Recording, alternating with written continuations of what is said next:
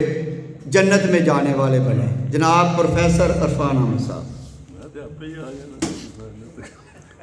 اتنے کھڑے سو نا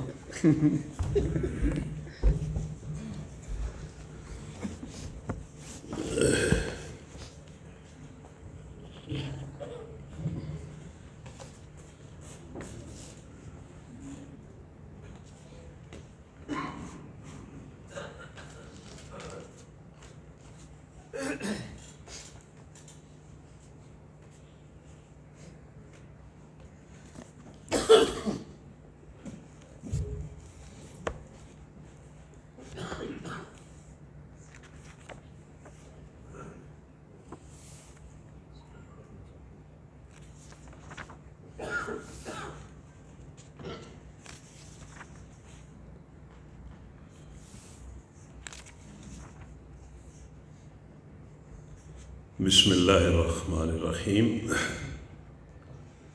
السلام علیکم ورحمۃ اللہ وبرکاتہ۔ خواتین و حضرات، بلا شک و شبہ پہلی بات یہ ہے کہ ہم سب اللہ کی طرف سے اس توفیق پر اللہ کی پاکی کے ساتھ، اس کی حمد و ثنا کے ساتھ اور اس کے تمام اچھے اور بابرکت ناموں کے ساتھ اور صفتوں کے ساتھ اس کا شکر ادا کرتے ہیں۔ الحمدللہ اس نے ہمیں یہ توفیق دی ہے کہ ہم اس طرح یہاں اکٹھے ہوئے ہیں۔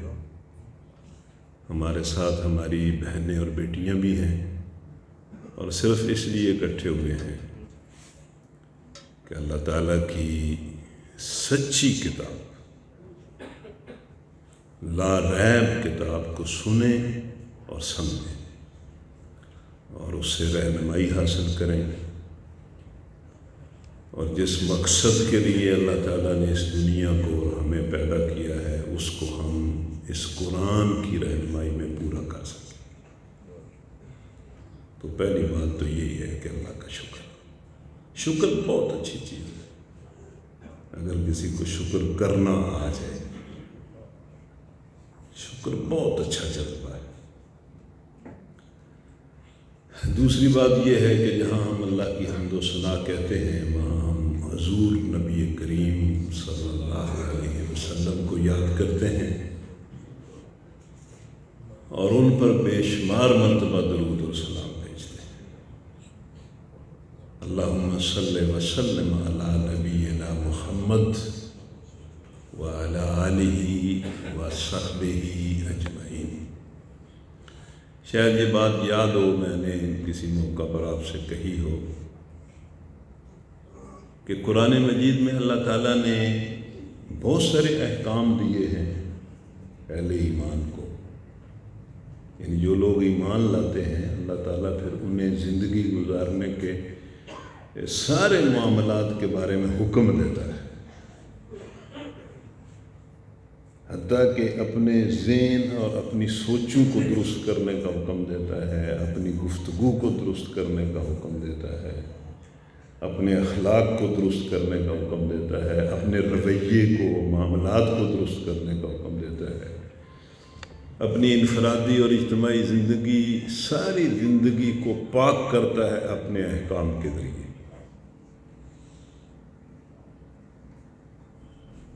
حکومت کو بھی پاک کرتا ہے۔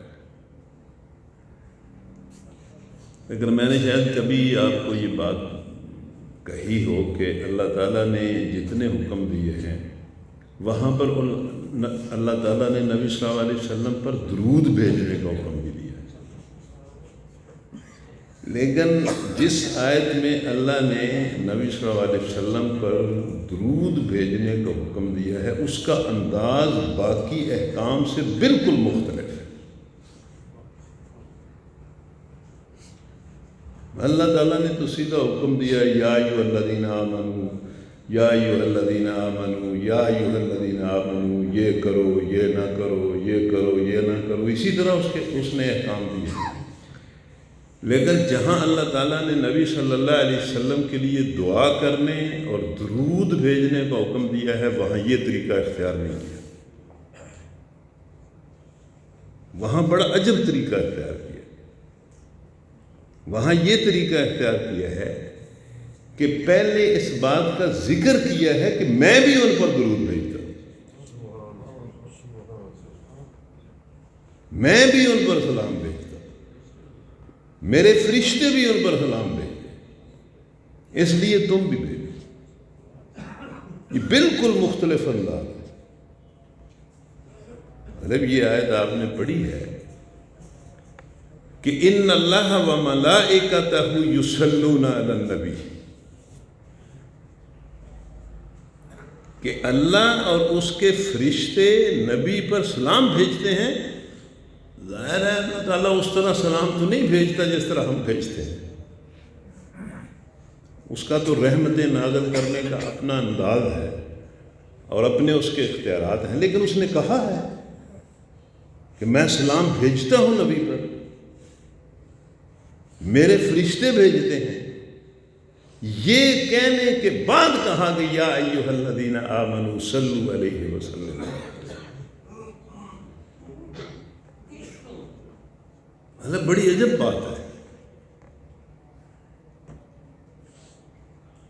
تو اس لیے نبی کریم صلی اللہ علیہ وسلم پر سلام بھیجنا، پھر سلام بھیجنے کی تشریح بھی آپ نے کتابوں میں تفسیروں میں پڑھی ہوگی اگر آپ کا دھیان ادھر ہے، کہ ہم صرف یہ سمجھتے ہیں کہ بھئی زبان سے کوئی مخصوص الفاظ ادا کرنا ہی صرف درود بھیجنا ہے۔ اس سے کہیں زیادہ بہتر درود جو ہے وہ دل کی محبت سے ہے اور عمل کی اطاعت سے ہے اور ان کے مشن کے لیے قربانی سے ہے۔ وہ درود تو ہمیں یاد ہی نہیں رہے۔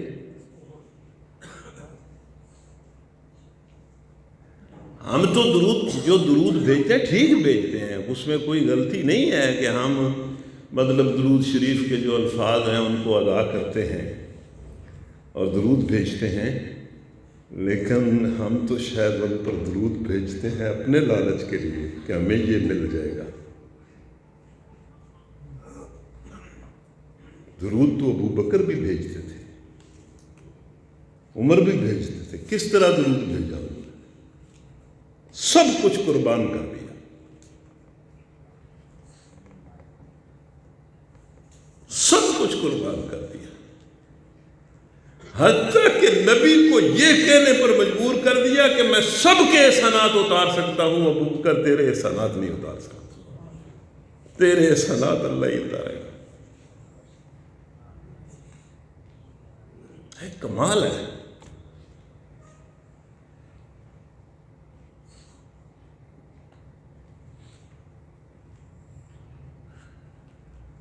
تو مطلب نبی صلی اللہ علیہ وسلم کے ساتھ محبت کرنا، ان کے ساتھ وفا کرنا، ان کی اطاعت میں قربانی دینا، یہ پچھلے میرا خیال ہے درس میں ہم نے یہ بات پڑھی تھی کہ ہم تو نیکیاں کرتے ہیں نا، یہ نیکی، یہ نیکی، نیکی، اور ظاہر ہے نیکی تو چھوٹی سی نیکی بھی بڑی نیکی ہے، اللہ قبول کر لے تو۔ لیکن شاید پچھلے درس میں ہم نے یہ پڑھا تھا کہ جب اہل ایمان نے اللہ سے دعائیں کی نا، تو اللہ نے ان کی دعاؤں کا جواب دیتے ہوئے یہ کہا فَاسْتَجَابَ لَهُمْ رَبُّهُمْ أَنِّي لَا أُضِيعُ عَمَلَ عَامِلٍ مِّنكُم مِّن ذَكَرٍ أَوْ أُنثَىٰ، تم مجھ سے دعائیں کرتے ہو، میں نے تمہاری دعاؤں کو سن لیا، اور پھر جواب دیا کہ میں کسی عمل کرنے والے کا عمل ضائع نہیں کروں، خواہ وہ مرد ہو یا عورت۔ پھر خاص ان نیکیوں کا ذکر کیا جن کو کہتا ہے کہ میں قبول کر لیتا ہوں۔ فَالَّذِينَ هَاجَرُوا وَأُخْرِجُوا مِن دِيَارِهِمْ وَأُوذُوا فِي سَبِيلِي وَقَاتَلُوا وَقُتِلُوا لَأُكَفِّرَنَّ عَنْهُمْ سَيِّئَاتِهِمْ،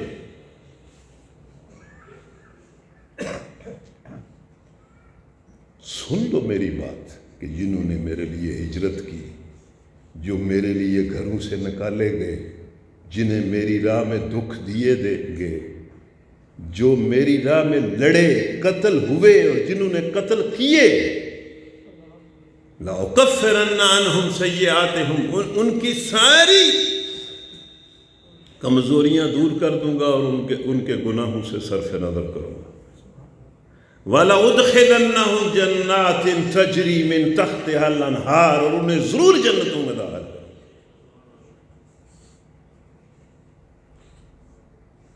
تو اللہ تعالیٰ ہم پر رحم کرے، ہم اس کی حمد و ثنا کہتے ہیں، اس کا شکر ادا کرتے ہیں، ہمیں اس طرح بیٹھنے کی توفیق دیتا ہے۔ ہم نبی صلی اللہ علیہ وسلم پر درود و سلام بھیجتے ہیں۔ ہم اپنے لیے، اپنے والدین کے لیے، والدین کے بڑے حقوق ہوتے ہیں، اور بڑا خوش قسمت ہے جو والدین کے حقوق ادا کرتا ہے۔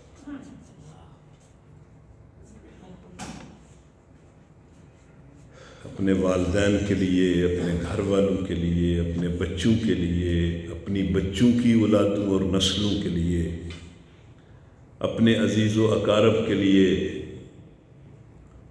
اور سب اہل ایمان کے لیے اللہ سے مغفرت اور فضل اور رحمت کی دعا کرتے ہیں، بغیر کسی فرق و امتیاز کے۔ یہ آگے اس کا معاملہ ہے کہ کس کے حق میں قبول کرے، کس کے حق میں قبول نہ کرے۔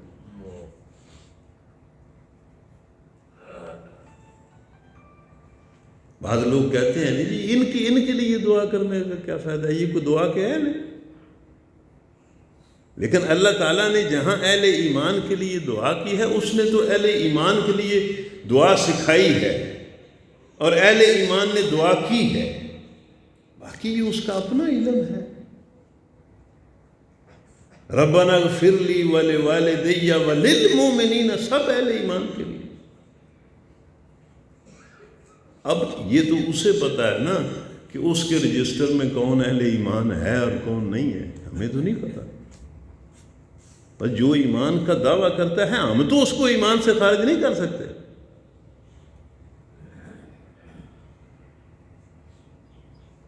تو ہم سب اہل ایمان کے لیے اللہ سے مغفرت اور فضل اور رحمت کی دعا کرتے ہیں۔ اس کے بعد آج کا سبق ہے، ابھی پروفیسر صاحب قرآن کے حقوق بیان کر رہے تھے۔ قرآن کا ایک حق یہ بھی ہے کہ اس کو بڑی توجہ سے سنا جائے،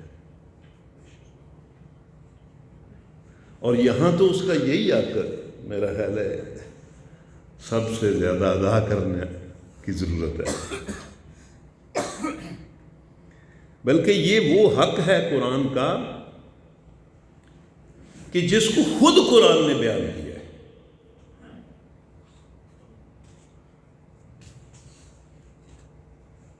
کہ بھئی جب تم پر قرآن پڑھا جائے تو خاموش ہو جاؤ، توجہ سے سنو،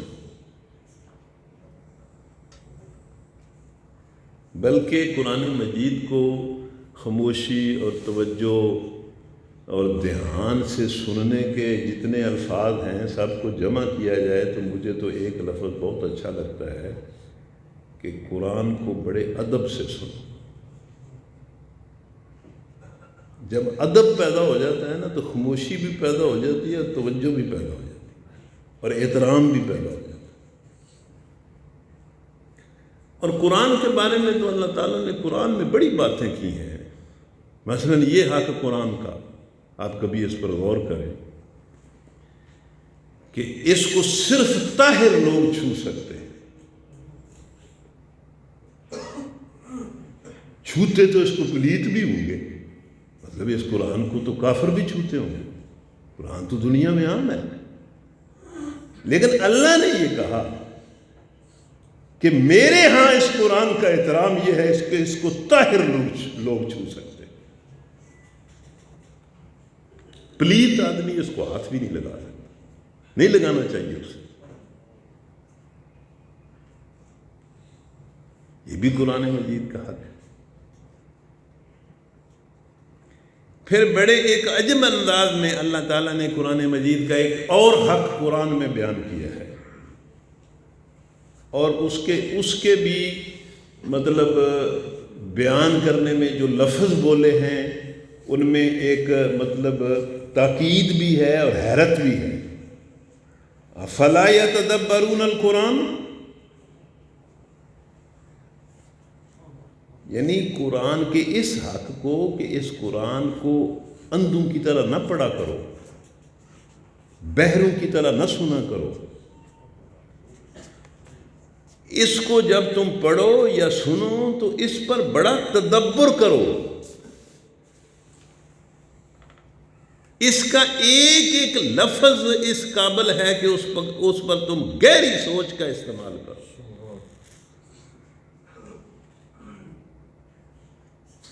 اور جو لوگ اس قرآن مجید کے اس حق کو پورا کرتے ہیں نا، اس پر تدبر کرتے ہیں، وہ تو ایمان کی دولت سے مالا مال ہو کر دنیا اور آخرت کی رفتوں میں بہت اونچے چلے جاتے ہیں، بہت اونچے چلے جاتے ہیں جو اس پر تدبر کرتے ہیں۔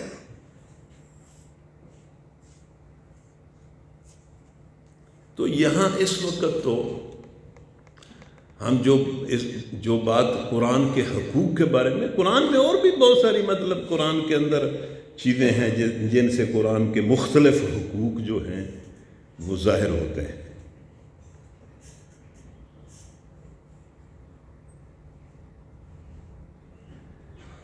تو یہاں تو ہم یہی بات کر سکتے ہیں نا کہ جو لوگ ہم یہاں آتے ہیں، صحیح بات ہے، یہ ہماری بڑی خوش قسمتی ہے۔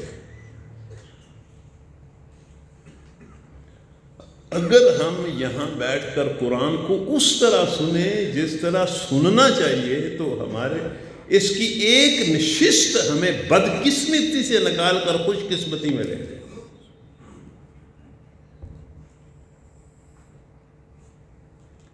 تو اس لیے میں یہ کہتا ہوں کہ ہمیں اس وقت بڑے ادب کے ساتھ، مطلب اس طرح ادب کریں کہ مثلا جب آپ بیٹھے ہوئے ہیں تو آپ کا جسم بالکل حرکت نہ کرے، اس طرح میں ہو جائیں آپ۔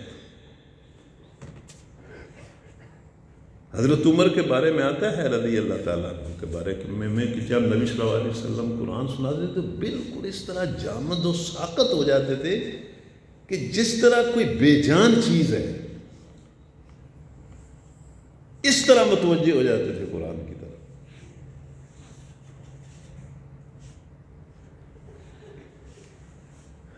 تو آج جہاں سے میں مطلب قرآن کا درس شروع کر رہا ہوں، یہ ہمارے چونکہ وقفے آتے رہتے ہیں نا، ہمیں یہ بھی یاد نہیں رہتا کہ کہاں تک ہم نے کچھ اسے پڑھ لیے تھے اور کہاں تک مطلب ہم نے آگے پڑھنا ہے۔ آج جہاں سے میں یہ قرآن کا درس شروع کر رہا ہوں، اس کے آگے مسلسل 5-6 رکوع سورہ بقرہ کے جو ہے آخری،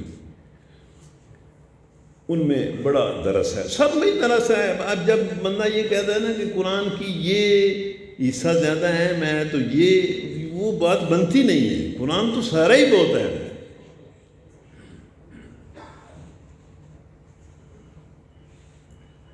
تو جہاں سے میں شروع کر رہا ہوں اس کو ہم انشاءاللہ اگلے اللہ تعالیٰ نے توفیق دی تو اگلے کچھ مہینے ہم اسی کو مسلسل جو ہے اسی سے کو پڑھیں گے۔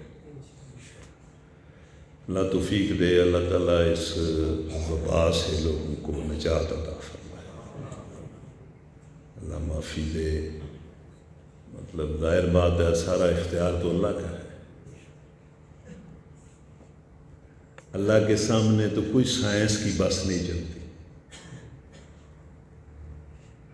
وہ برطانیہ والا کہتے ہیں نا کہ ہم نے وہ کرونا کی ویکسین بنائی ہے تو کرونا نے اپنی شکل بدل لی، ہماری وہ ساری ویکسین فیل ہو گئی۔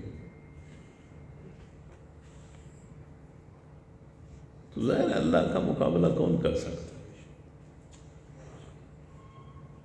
تو اللہ تعالیٰ اپنے بندوں کو معاف کرے اور ہمیں اس سے نجات عطا فرمائے۔ اور نجات کے بارے میں بھی جب بات کی جائے، یہ ہم بات کہتے ہیں نا کہ بھئی اللہ تعالیٰ اس بیماری سے نجات دے، اس مشکل سے نجات دے، اس تکلیف سے نجات دے۔ لیکن آپ دیکھیں کہ یہ بیماری ہے، یہ وبا ہے، لیکن ہم تو سب اس سے بچے ہوئے، لیکن شکر نہیں ہے۔ میں کبھی سوچتا ہوں کہ بندہ کیوں نہیں ہے، بندہ عجیب سوچتا ہے، ساری دنیا میں وبا ہے، یا اللہ تو کتنا رحم کرنے والا ہے، میں بچا ہوا ہوں، میری بیوی بچی ہوئی ہے، میرے بچے بچے ہوئے، کتنے لوگ اس سے بچے ہوئے ہیں۔ اور شاید اللہ تعالیٰ ہمیں سمجھانے کے لیے یہ چیزیں بھیجتا ہے کہ دیکھو میں موت بالکل تمہارے قریب لے آیا ہوں، لیکن پھر بھی تمہیں بچا رہا ہوں۔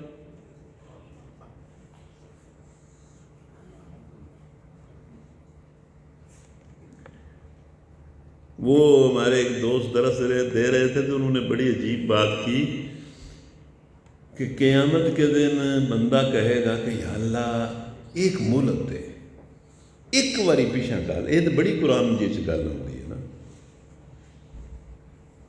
کہ بھئی ہر کافر، ہر گناہ گار جس کا مقدر مطلب ناکامی اور عذاب اور سزا ہوگا، اور وہ ظاہر ہوگا، تو وہ بالکل یہ خواہش کرے گا، بلکہ وہ مرتے وقت ہی یہ خواہش کرے گا کہ بھئی یا اللہ ایک مہلت دے، میں ایمان بھی لاؤں گا، میں صدقہ بھی کروں گا، میں بڑا نیک ہو جاؤں گا، میں صالح بن کر رہوں گا۔ تو وہ ایک صاحب درس دے رہے تھے، ان کی بات مجھے آج تک یاد ہے۔ وہ کہنے لگے کہ قیامت کے دن جب بندہ کہے گا تو اللہ کہے گا میں نے تو تجھے 1000 بار مہلت دی، تو ایک مہلت مانگتا ہے، میں نے تو تجھے 1000 بار مہلت دی اور تو نے کسی ایک مہلت سے فائدہ نہیں اٹھایا۔ تو وہ بندہ بڑا حیران ہو کر پوچھے گا یا اللہ میں تو ایک مہلت مانگ رہا ہوں تو دے نہیں رہا، تو کون سی 1000 مہلتیں تو نے دی ہیں؟ تو اللہ فرمائے گا تیری زندگی میں جتنے لوگ مرے اور تو دیکھ رہا تھا کہ وہ مر گیا ہے، جو مر جاتا تھا اس جگہ تو بھی تو مر سکتا تھا، لیکن تو نہیں مرا تھا۔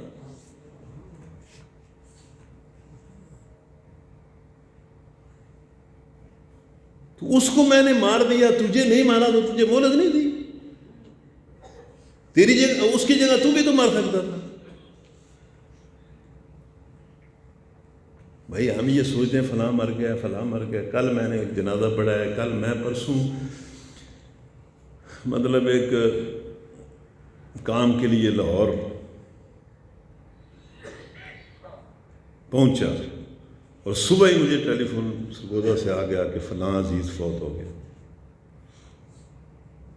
اور میں وہاں سے پھر سرگودا جنازے کے لیے گیا۔ پھر میں واپسی پر پھر میں نے جو لاہور جانا تھا تو میں نے کہا کہ صبح تو مشکل آ سکتا ہے بندہ، پھر میں یہاں ہی حاجی صاحب کے پاس رک گیا شام کو۔ مطلب یہ کئی ہمارے عزیز رشتہ دار دوست مر گئے، تو ان کی جگہ ہم نہیں مر سکتے تھے؟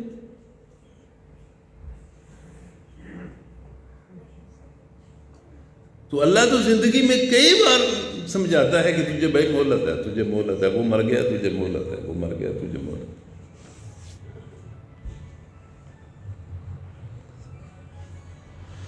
اعوذ باللہ من الشیطان الرجیم، بسم اللہ الرحمن الرحیم۔ الم تر الی الذین خرجوا من دیارہم وہم الوف حذر الموت۔ کیا تم اس واقعے کو جانتے ہو؟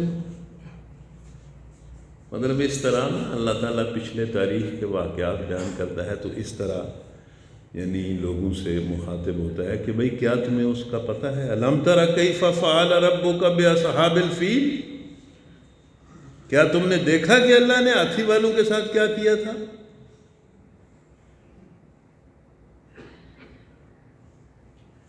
یا کوئی بندہ ہمیں کہے کہ کیا تم نے دیکھا جب پاکستان بنا تھا تو لوگوں کی کس طرح عزتیں اور جانیں لوٹی تھیں؟ کیا تم نے دیکھا؟ ہم نے دیکھا تو نہیں ہوتا نا، لیکن ہمارے پاس بات تو پہنچی ہوتی ہے، تاریخ کا تو وہ حصہ ہوتا ہے۔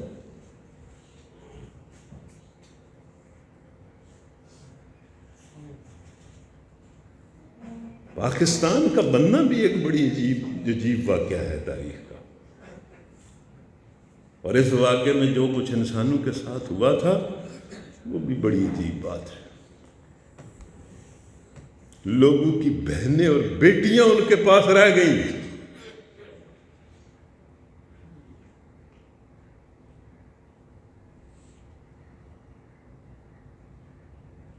تو تاریخ میں تو واقعات ہوتے رہتے ہیں۔ یہاں بھی اللہ تعالیٰ ایک واقعے کی نشاندہی کرتا ہے۔ کیا تم نے دیکھا کچھ لوگوں کو جو اپنے اپنے گھروں سے نکل کر بھاگ کھڑے ہوئے،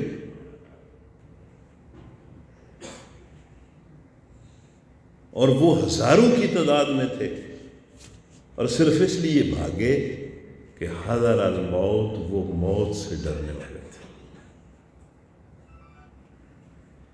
یہاں بڑے عجب انداز سے اللہ تعالیٰ نے اہل ایمان کو سمجھایا ہے کہ موت سے ڈرنا مومن کی شان نہیں ہے۔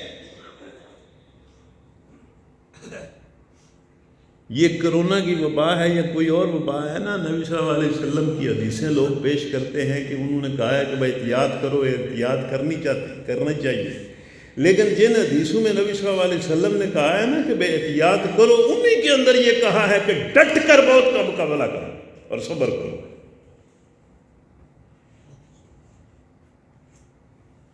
مومن کے لیے موت ڈرنے والی چیز نہیں ہے،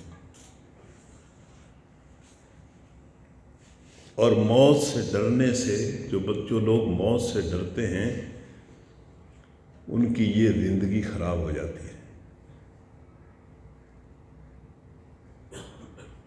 اللہ موت سے ڈرنے والوں کو پسند نہیں کرتا۔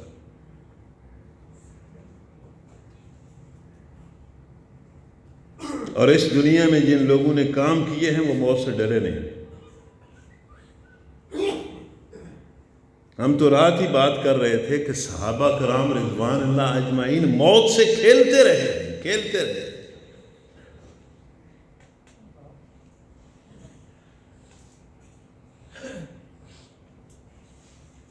وہ حضرت سعد بن ابی وقاص کو ایران کے بادشاہ نے یا ایرانی فوجوں کا جو سپہ سالار تھا اس نے کہا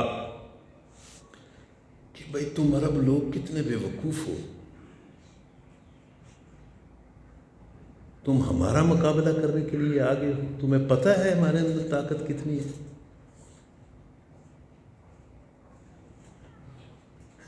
اس نے پیغام بھیجا کہ سعد اپنی فوج کو لے کر مدینہ چلے جاؤ، بچ جاؤ،